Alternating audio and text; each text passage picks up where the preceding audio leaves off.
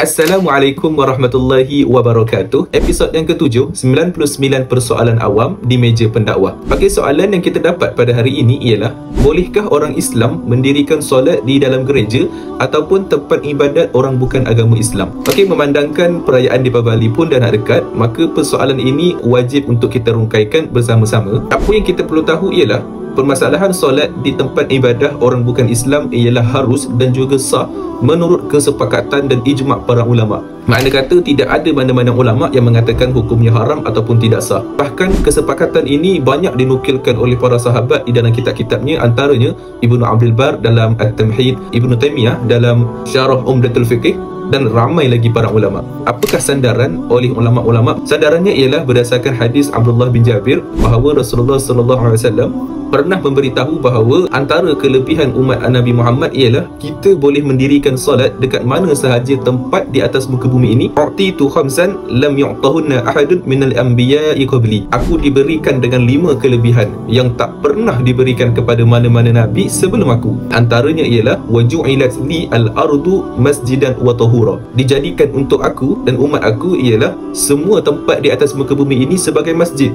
dan ia adalah bersih.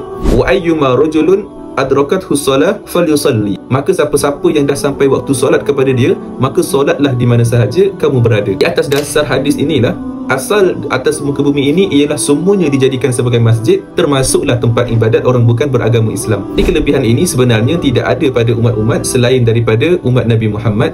Hadisnya hadis sahih riwayat Bukhari dan Muslim. Bahkan kalau kita tengok lagi dalam sejarah-sejarah para sahabat, para tabi'in, seperti mana yang diceritakan oleh Ibnu Abi Shaybah dalam musannafnya, tidak kurang daripada 10 athar ataupun riwayat cerita tentang pendapat dan juga kelakuan para sahabat yang mendirikan solat di dalam gereja ataupun di dalam tempat ibadat orang bukan beragama Islam. Antaranya ialah perbuatan Umar Ibnu Abdul Aziz, pernah menjadi imam dalam solat di sebuah gereja dekat Syam. Bahkan Ibnu Al-Munzir dalam kitabnya Al-Awsat fi As-Sunani wal Ijma'i wal Ikhtilaf menceritakan Abu Musa Al-Ash'ari pernah berkhutbah lagi di dalam sebuah gereja dekat Hims yang diberi nama sebagai Kanisah Hannal. Jadi inilah kesimpulan yang kita boleh buat berkenaan dengan hukum mendirikan solat di dalam gereja. Paling-paling berat pun ia akan pergi kepada makruh sahaja menurut pendapat Ibnu Abbas ataupun Umar Al-Khattab. Itu pun sekiranya kalau tempat ibadah tersebut banyak patung-patung ataupun lukisan-lukisan.